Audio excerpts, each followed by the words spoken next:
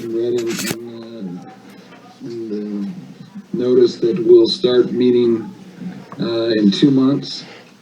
July, we'll be meeting in person again, and I'm guessing we'll be meeting there at the city center. Either at the city center or library hall. It just kind of depends on what facilities are available at what time. Okay, well, I'm sure you'll let us know. Did everybody get a chance to look over the agenda for our last meeting? At least remember what we talked about. We have anybody want to make a motion on approving the minutes? I guess is what I'm looking for, the minutes from our last meeting.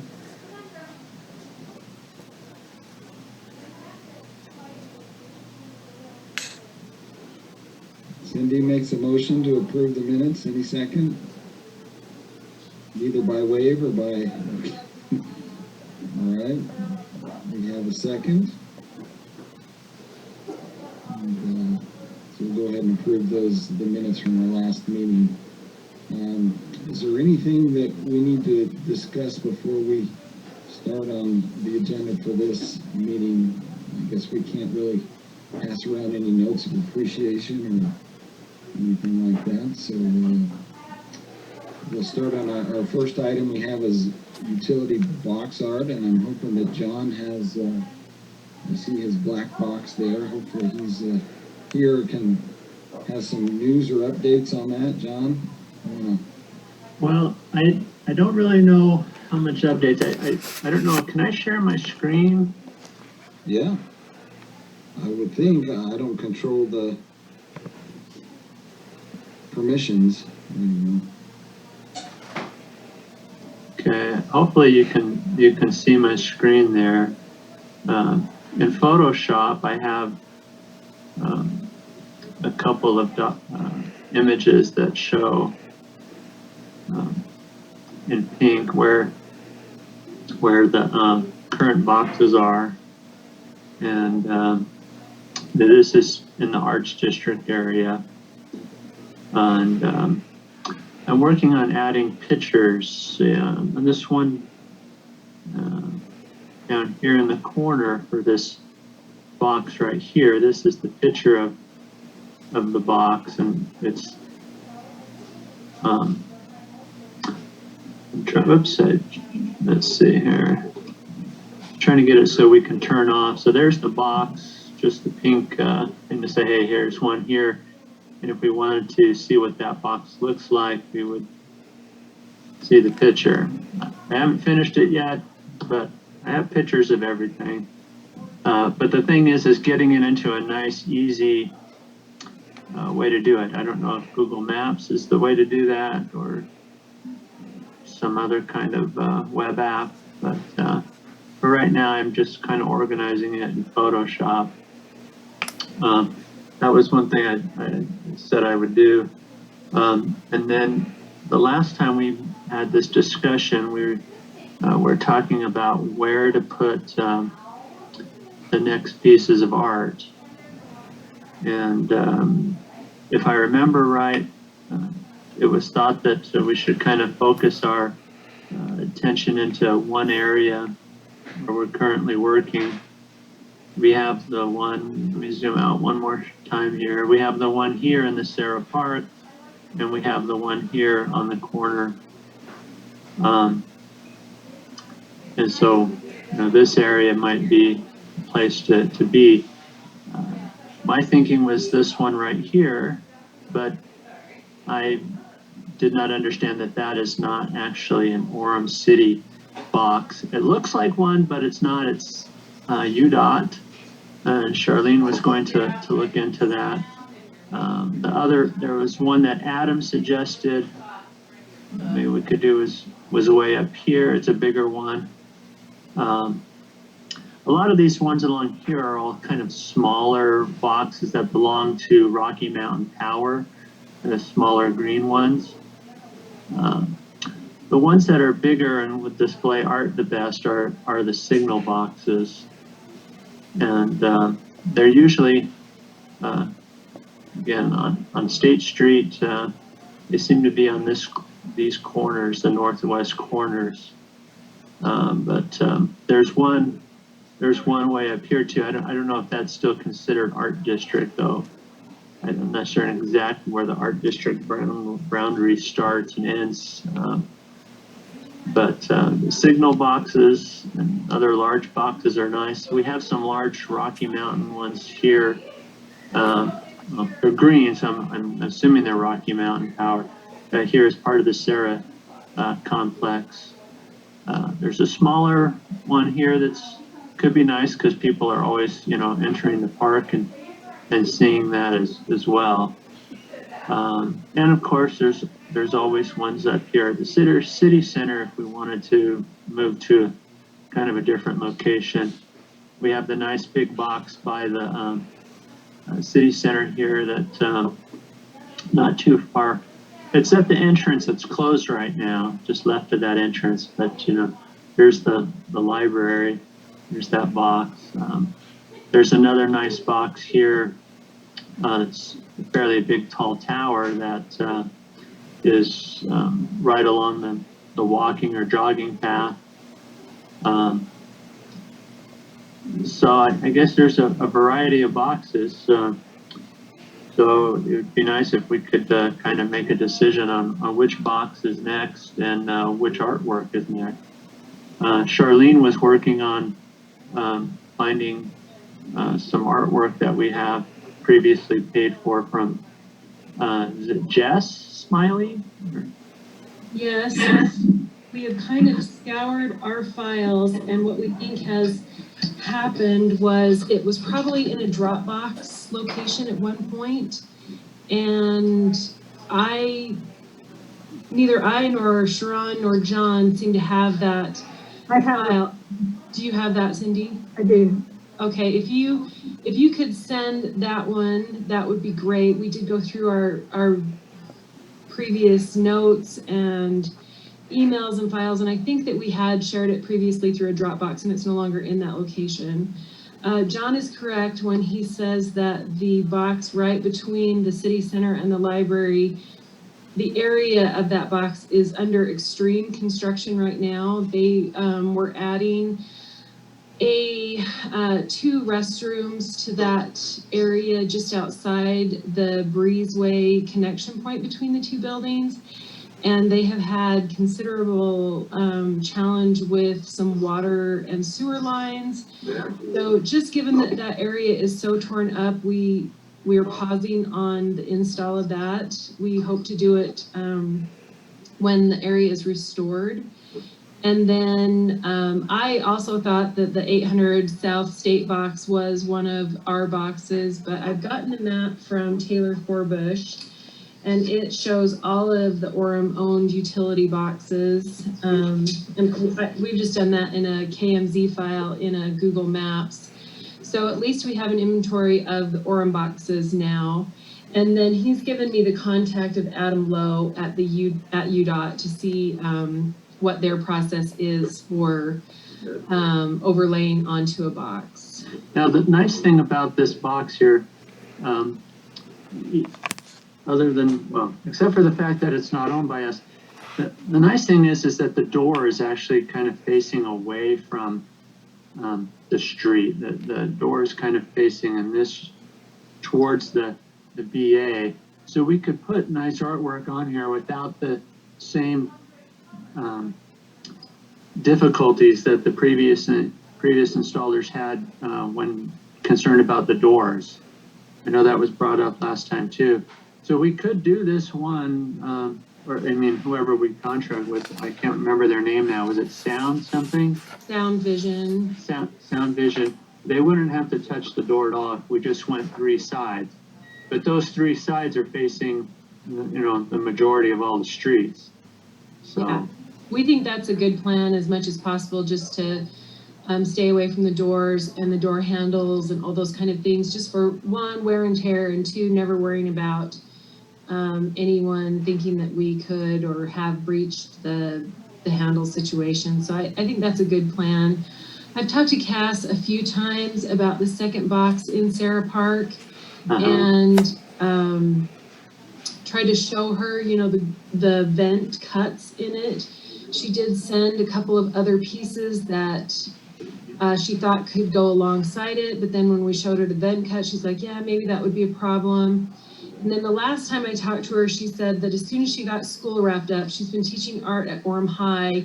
She said she was going to do something for that box. So I will follow up with her again, just to see if she wanted to do a little companion shot for that, or exactly where she wanted us to go. She sent two more beautiful paintings. One was it was the figure on a swan, and then another one was another face. So our only concern is the vents. We had a really hilariously interesting concern raised by some neighbors who really enjoy Sarah Park. They walk in it daily. They are so complimentary of everything that's going on over there with the Sarah and with parks taking care of the landscaping. But they had some very serious concerns about the images of witchcraft that we were putting over there. So it's given us, you know, just another reminder that not everyone is as on board for art as others. It's not stopping us in any way. It's just kind of, you know, led us to be, how do we be sensitive towards people who have concerns? And I think the challenge is, you know, we can't be sensitive towards everyone's preference for sure. The witchcraft bit caught us way off guard. We tried to look back on both of the pieces that have been installed, and Nate's piece has an owl. Cassie's piece has an owl, I think an owl and more of like an angel, and Cassie's piece has more of that very kind of peaceful, she calls it almost a sphinx-like look in her faces, but certainly it came in as an anonymous complaint, so we didn't really have any option to follow up with them and talk to them more about intent, but we did spend a little time just kind of working through that to make sure that, you know, there wasn't some graffiti on it or anything that had given people the idea that we were trying to convey anything but just an art is for everyone kind of message. So that letter is pretty, it's pretty detailed and pretty hilarious, and we wish that we could reach back out to them and just reassure them that we respect their desire to keep the park a lovely place and that our desire is only to enhance it. As we move further into Sarah Park, I don't know if they will come back again, but certainly there's nothing with an agenda or any kind of I guess controversial subject matter on our part. It's just what we had. I submitted the application to the CARE Allocation Committee for more funding, and then hopefully as we get more pieces out, we can also do a side-by-side campaign with any local businesses that might want to sponsor it, or if there's additional state money that becomes available. I know Cindy talked to the state about doing some around our elementary schools and things like that. We've held off on advertising the call for artists just because we have been calling for so many different participants with the Summerfest, and I had a little surgery, so I've been down a little bit. So I've talked to Pete, and we are ready to relaunch it. We've closed the Summer Concert Series app, and most of the Summerfest apps have now closed. So this can be a good time. It might be nice to kind of, they should be deliberating soon on the CARE allocations, and then we would have a little bit more of an idea of how much, you know, we have to go forward with, but we're definitely still planning to do that. And Cindy donated some beautiful art for us, so we have Cindy's art on deck, Just Mark Smiley's art on deck, and then you know, there's some other opportunities to advertise for artists as well. I did I did get contacted by someone who wants to do murals, and murals are generally, on a private building. I'm not saying that we couldn't make an arrangement for that, but we would just want to make sure that we really have a clear understanding of how the upkeep of those goes. I know Provo's doing a lot of murals, and that's great. We love that. I just don't know about the upkeep, if there's a special sealer or all of those other kind of things. And then this person's art was very,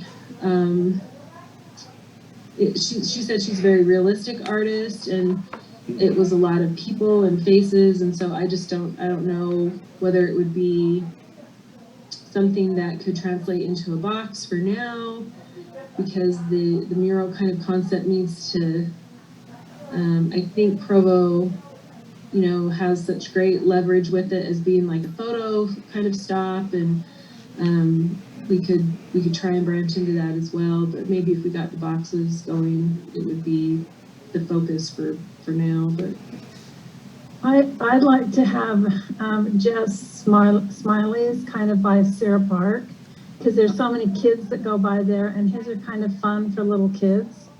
So if we could choose, maybe the one by the parking lot that goes right into the park, or the one that's kind of down by the pool for his is just fun. I'll look on my computer and see if I can find it and send it to you now, but his would be just fun on one of those two right there. And then the ones that I was thinking of, I've done a lot of things, but I have done some that are little old ladies. And I thought it might be fun to have, grandmas, and that wouldn't be witchcraft, just like old grandmas. And Jess is certainly not witchcraft, and I'm sure Cassie's isn't witchcraft either, so that just cracks me up. But anyway, but those two would be something that's totally different. So do we know who owns those boxes that are Right by the Sarah. south of the swimming pool there in that parking lot? They're green, so Right. I'm assuming they're Rocky Mountain Power, because all of theirs are that dark forest green. Because you've got two of them right there with smooth faces on them. It would be nice if we could drop some art right on the front of those. Because Well, at some point, Nate, the intern, was it Nate's name, the one that was the intern that's now employed? yeah, Nate Prescott. Yeah, he had spearheaded something through the legal department with the contract with Rocky Mountain Power. And then it just kind of, I don't know if it was COVID or what, but he was really, he had the memorandum of understanding, and someone at Rocky Mountain Power had looked at it, but then it just, I think even Orem may have signed it, but then no one at Rocky Mountain Power signed it, and it just kind of fell by the wayside as far as that goes. I'm wondering if we should request someone from our legal department to follow up on that.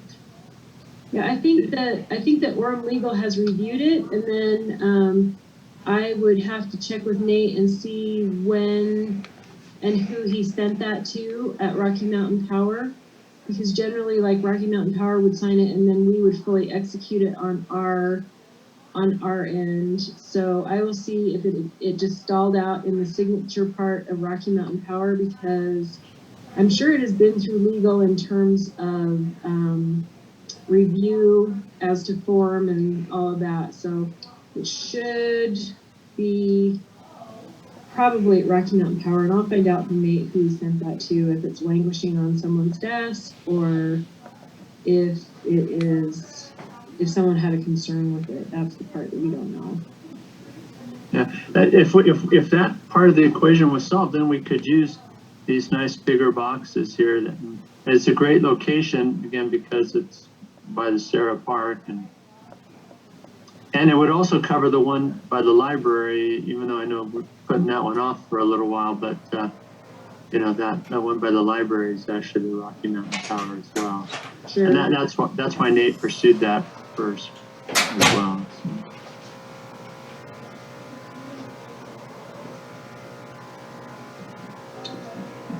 So where do we go from here on this point? I'll check with Nate, and then I think as soon as we have an understanding from, I think we'll have an understanding from the care committee soon as to whether or not the level to which they're funding this. And then we could maybe at least advertise the call for artists with some kind of scope, that we'll be selecting 10 or 15 or 20 pieces, kind of a situation. I don't know how feasible it is for us to hold pieces kind of in perpetuity, but if we did have a purchase right for them, we have the agreement type information for that, so that could be an easier part to do, and then hopefully we could deploy them more swiftly. And I think it makes sense just to continue down the road with Sound Vision, and then if we contracted with them for, said 10 or however many boxes they could, we would definitely have an easy time with the city boxes, but if those are not dropping into the right areas, we could hopefully negotiate with Rocky Mountain for multiples in one area. And then even though the Utopia one was for a single box, we could maybe go back and negotiate a multiple box option with them, and kind of roll it out over the course of whatever the Sound Vision schedule was to install it. And then we could do some advertising with people to let them know that this is an art campaign that we're rolling out. It isn't, a one-off graffiti kind of a thing, and it's not graffiti at all. It's, an application of an artist's work rendered into a vinyl application. Well, if you'd like, I could contact the gentleman at Utopia again and ask for box locations that they think might be appropriate. I have no idea. It's hard to tell who owns some of these boxes to see if there's any in the arts district or in the city center area. Yeah, and I have the map that we did with Taylor's information on just Google Maps, so we could look at those and see what looks like our likely candidates as well. I'll try translating some of this or moving it to Google Maps and see if it's not too difficult. And Taylor's list also, it has a list as well. I could share that screen if desired.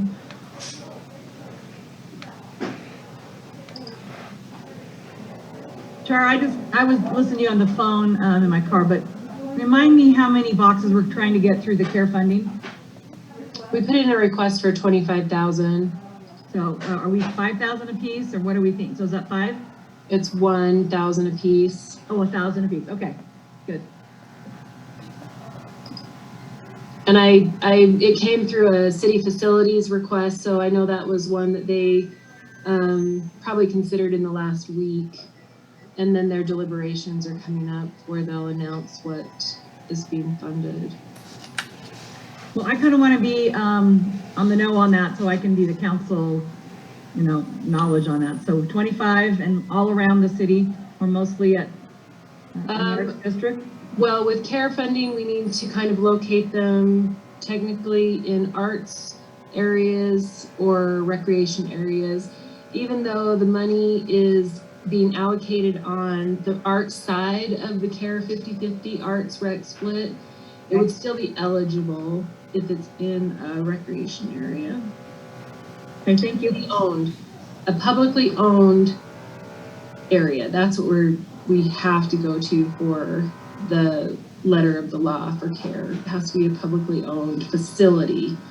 and we consider parks to be facilities. I don't know if just any individual box could be considered a facility. That's maybe a little bit more of a stretch, but the arts district, you know, our previous city attorney was comfortable calling that an arts facility area because it had an arts purpose to it. So we'll just continue to work through those.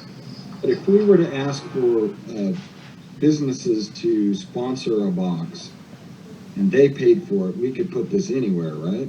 Yeah, I think we just need to get more of those memorandums of understanding or permission areas if we wanted to identify, you know, some boxes and see if we could, you know, maybe run 10 to 15 boxes or something in one agreement with the kind of a span of time, whether it is from June 1st of 2021 to, you know, July 30th of 2022, if Rocky Mountain Power or UDOT or Utopia would sign off on specific box locations identified in the agreement to be covered in a specific time period.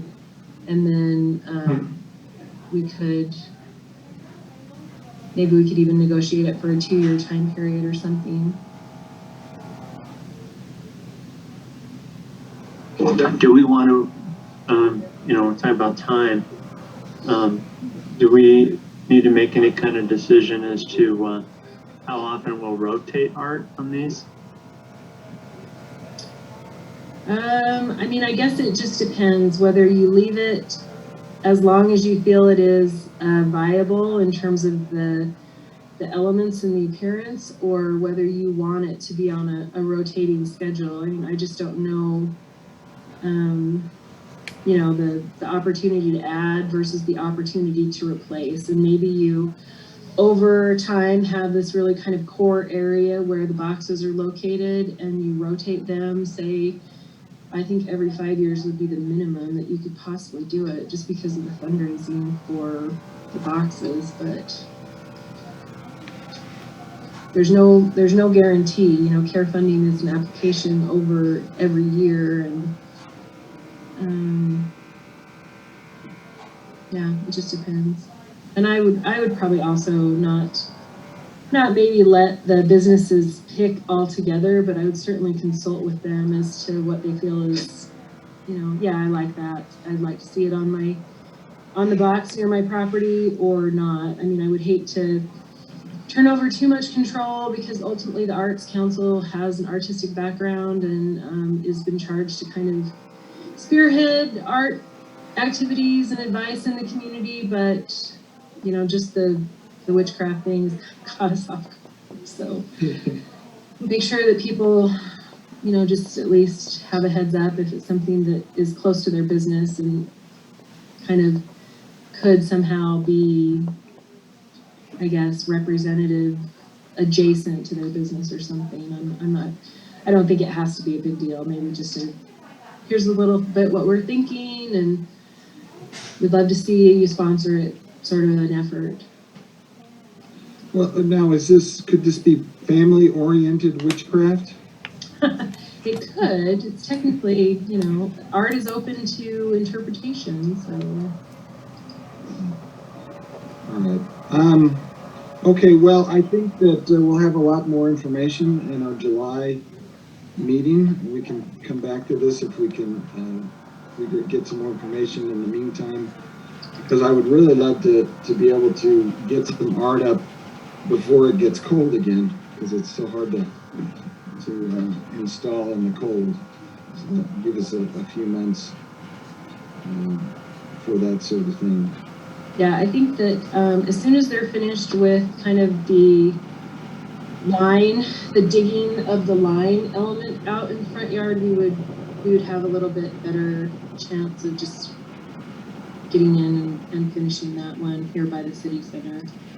This project just was a little bit more than we thought. Okay, well, can we move on to the summer concert series, because I have a concern. Yes. So I was looking on the Orem city site and they have the dates wrong that I can see. on there. It's Oh, I don't know if we've put any dates on for the new one. Do you mean the application? no, I said the series themselves. I go to, unless this was last year's, but I would say it's probably last year's. I'm not even sure where that's posted, but oh yeah, because it still has Geezer Fest on here. I'll try and track that down. Because it starts off with July 6th. That's a Tuesday. Yeah, I'll find that area on the site and ask Pete to update it. We did chat briefly yesterday about the series, and given that the Freedom Festival Parade and some other things are happening on July 5th, we are feeling like it's probably a bad idea to tear people away from like family activities. Certainly if we had a 4th of July themed event to offer on July 5th, that might be something, but I don't know that we're gonna get as much traffic as we would want. So I think we will start it on, we would like to recommend starting at July 12th and going through August 16th, so that's still 6 concerts.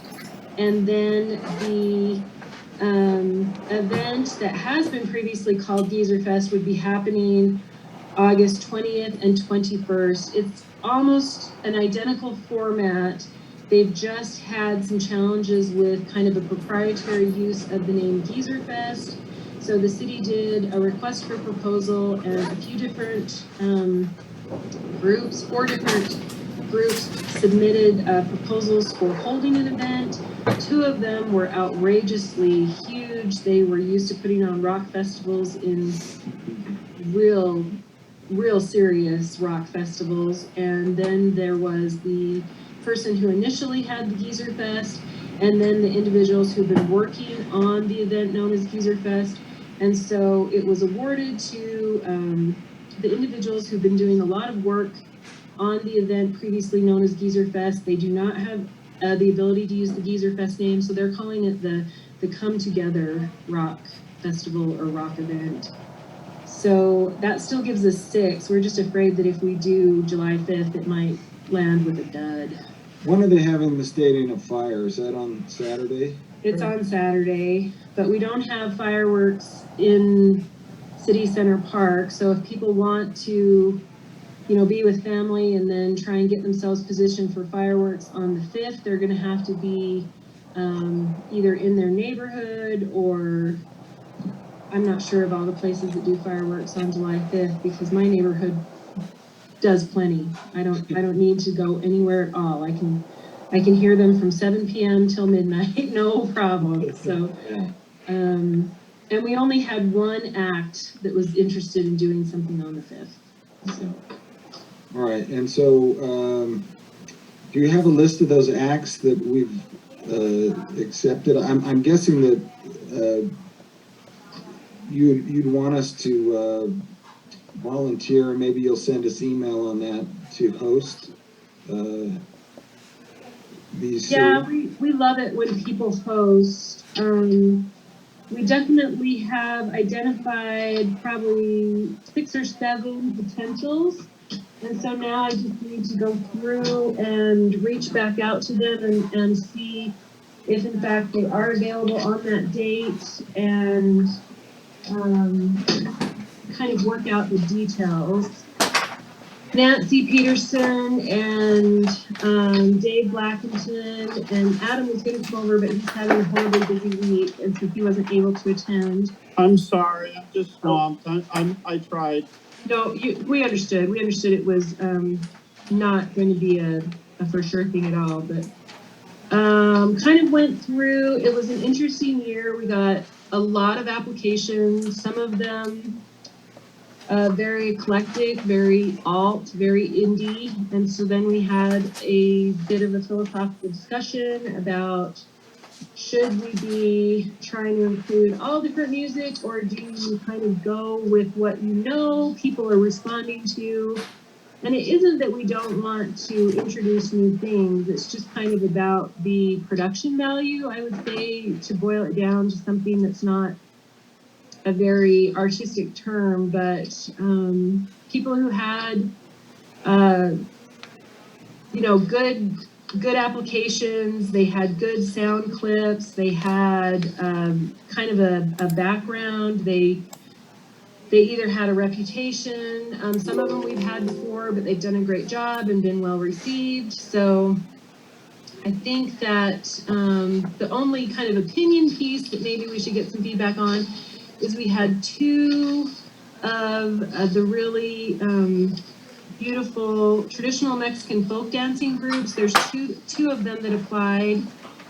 And my only concern with that is just if they have to change costumes. We don't have the changing tent like we do with the Summerfest. But do you think that it would be too much of a kind of a deviation from the concert series as a whole if we introduced kind of a folk dance? It would be a dancing spectacular. There wouldn't necessarily be any concert in terms of a singing, or the music would just be on tracks and provided with the dancing.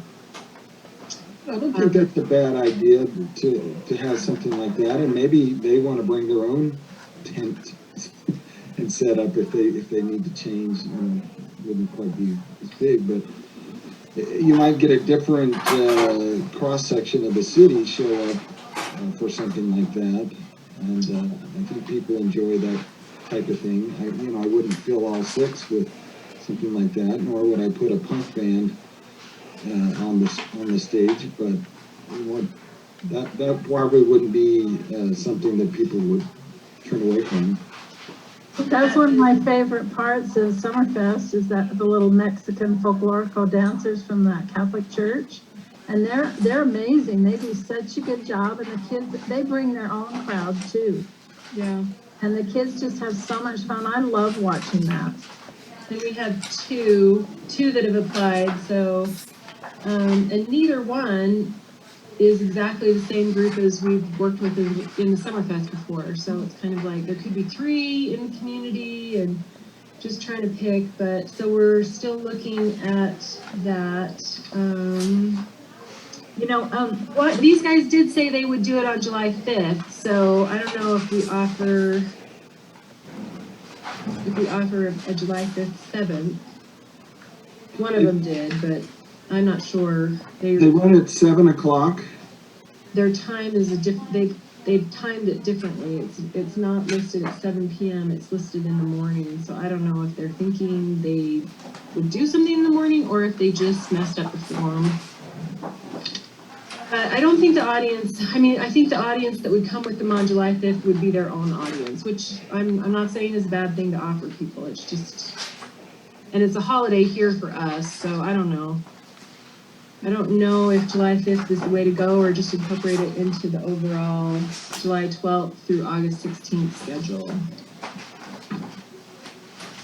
This is Debbie. I like the idea of our, the diversity of our community, and we get accused of not being diverse. So I think whatever we can do to represent some populations with their culture, their history, music, I'm all for it. So whether it's on the 5th or not, I'll let you guys decide that, but I'm definitely for that. Okay, we'll put one of the groups in, we'll plug one of them in to the schedule. I know that one of them just performed at the library, so maybe since they have performed recently with the city, we'll look at the other one just to spread it around, but I'll have to check. I'll have to check and see. I agree with you, Shar. I think we should shy away from the 5th if we can. We've got Colonial Fest, you've got all the other Freedom Festival events going on, and I just would hate to have them go to all that work and all the setup for a very small audience. Yeah, that's what we thought. It's going to be a long weekend of activities, but where some of it is very definitely happening on the 5th.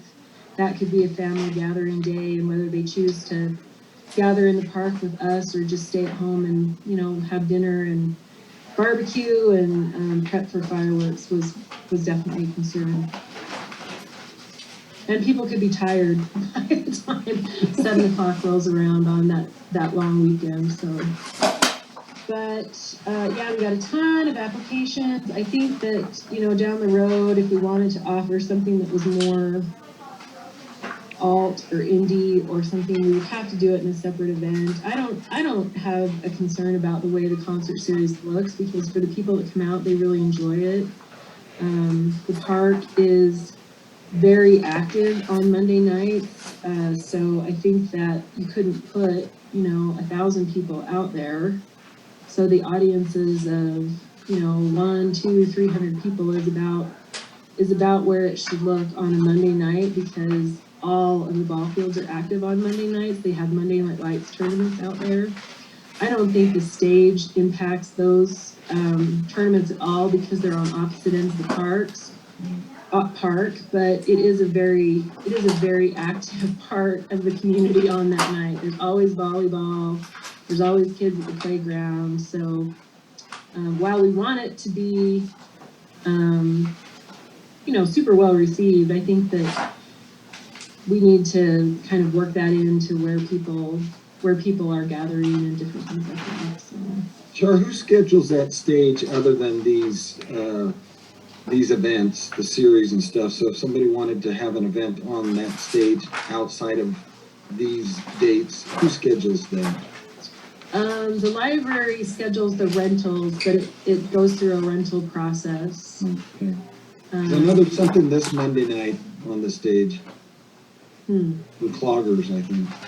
Well, the Cloggers, that'd be interesting, because the Cloggers are usually on the stage on a Monday summer night, but they just came inside last weekend and did something. So I don't know, they may be out there, they may not. I was just wondering, is there still some kind of a food truck ordination for the nights of the summer concert series? We wish, but they opted, the food trucks felt like the opportunity was better at Palisade Park, so they've moved to 800 North.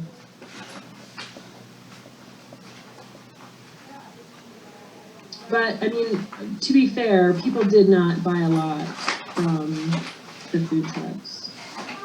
Dave and his wife supported them. I supported them, but it was not a wholesale, hey, we're going to the park, we're going to take $20 and buy food. So I understand it from all points of view. One other quick question, you may have missed, talked about this when I stepped away for a moment. For the Summerfest activities on the stage, are you still looking, like we did in previous years, do you need us to come out and introduce acts? Well, honestly, I'm just going to leave that up to you guys, because the way that the Summerfest stage has changed, I don't think it's changed at all in a bad way for the community event that it is. But so we really only have a number of opportunities to put groups on the stage, and we're looking for sure to groups who can bring a little bit of their own audience. Because on the Saturday, most of it is filled up with audience for family events. You know, they bring in this Scales and Tails tent where people can see the reptiles or whatever all of them are. And then like they do they do several slots on Saturday with those Scales and Tails shows. And people love them, and they're trying to look at different opportunities. They used to do like Scales and Tails and the juggling acts, but I think the jugglers have retired. So I suspect that in the future they'll evaluate how that is going. Right now, I think it felt right to the Summerfest committee to have that. And then we stopped bringing in a big act. You know, we had Ryan Shoup come, we had Gentry come. Those opportunities are pretty expensive, and you're competing with a lot of the park energy out there. And Orem's Got Talent has been well received, so they'll be doing Orem's Got Talent on Friday night. And the Orem's Got Talent, they do need a chunk of time before that event starts to get everybody sound checked and worked through. So because it's a more limited opportunity, I mean, I'm planning to be out there anyway, but you guys are more than welcome to join. I just don't know if it's something that, you know, you get energy from and you like to do it, if it's just a hassle to come out. It's very choppy because we have scales and tails, and then we have an open slot, and then we have scales and tails, and then we have an open slot. So it would potentially be just, 1 hour of time. And well, I think it's great. Every time you guys are out there, it is just kind of different. It's a burgeoning model with the Summerfest, and I don't think it's a bad model. I think it's a family fun, responsive model, more so than kind of a big arts group kind of model. Well, then I We guess, have, Sarah's Acting Up is coming over, crowds love them. The Miss Orems want to perform because they don't have a lot of time during Orem's Got Talent to do it. I think we have potential to have the other folk dance group come in there if they are interested in doing that. So it's just kind of a mix. And everybody's dance recitals are a bit different this year. They're kind of showcases or exposés, and so still a work in progress. And I can certainly put the call out if you guys are interested in doing that, but it's going to be really choppy. Sarah, do we program on Friday before Orem's Got Talent, or is that just empty during the day? No, we're programming that, but it's a limited time because the park doesn't really get going on Friday until about noon. So if we did something before noon, that group would absolutely have to bring their audience. The park doesn't really get going for stage stuff until like late morning on Saturday even. I always go over and try and wrangle up people from the pancake breakfast to come over to the stage because they just aren't naturally flowing through the park quite then. So we're looking at a kind of a 12, maybe 11 to 3, ending at 4 o'clock because then they've got to flip it to Orem's Got Talent. okay. Is there anything else we need to discuss today? We haven't looking at the agenda or things on it. So, I think that we're going to advertise times that people can come over and enjoy Cass Barney and her sister Emily McPhee's art at Library Hall. That is with us until the first part of September. So part of like just the flow through of people coming to the library in the summer should have some access to that. They're working on the schedule for that. And that's about all I know for the Arts Council. The grants are, the grant is coming up. We will end the fiscal year before we know what the next fiscal year's grant comes out to be. The city has given me reassurance that if we don't get enough for next year's summer concert series, they'll help us backstop that, or we could do a care application. But I think that it's just the timing wise of the grant cycles right now at the state. We have not necessarily gone after any of the special COVID funding because where we don't, we have not lost money due to revenue or concessions or anything like that, or had to, lay off paid staff or reduce our staff hours. We're not the best candidates for getting in those pools of money and, taking them from the other arts organizations who have had all of those kind of challenging conditions. So we had a good summer concert series last year. We invited people that we knew in case we had to change anything with COVID, and I didn't hear of any COVID related problems, and this year we're looking even better. So I think it'll be just business as usual, and hopefully we can just report that on our grant and receive additional funding for the next fiscal year. But the timing, I won't know until we're into the fiscal year for sure. all right. Well, I think we look forward to meeting in July in person, and I guess you'll let us know where that's going to be. And we'll come back and follow up on some of these and have a report on Summerfest and how the concert series has started out. Do we have anybody who would like a motion to end this meeting, to adjourn? Anyone? Cindy? Do we have a second? Nathan. So we will stand adjourned, and we'll meet back in July in person without masks, all right? if you're fully vaccinated, you don't have to wear a mask, so. Have a All shot. right, thank you, everyone, I appreciate you. Thank you.